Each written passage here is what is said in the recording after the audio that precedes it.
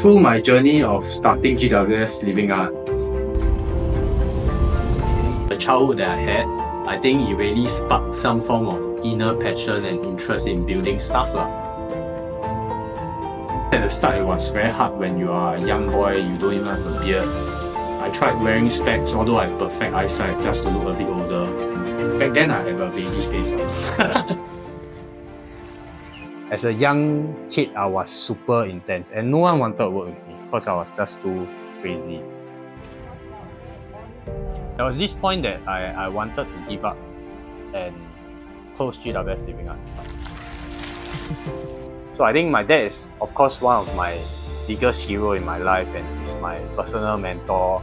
I'm a third generation farmer and all his teachings from a young boy where I caught as child abuse actually comes back. I think it's important to work with people that believe in your vision, believe in your dreams, believe that you are a good person and you really want to do something good for the society.